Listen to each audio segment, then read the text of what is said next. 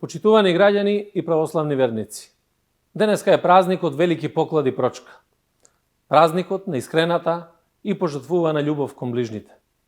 Празничен ден кога бараме прошка и кога со тој голем дар ги отпочнуваме деновите на големиот великденски пост, како подготовка за најголемиот православен христијански празник.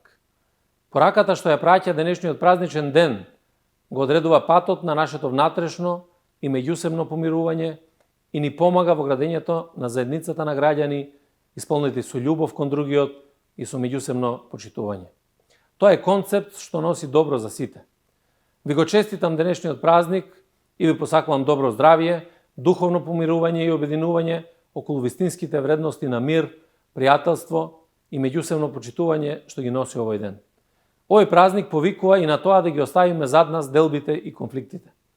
Не повикува да се подготвиме за уште посилно да продолжиме да градиме интегрирано општество во кое различностите се богатството за стабилна и просперитетна држава за сите нејзини граѓани.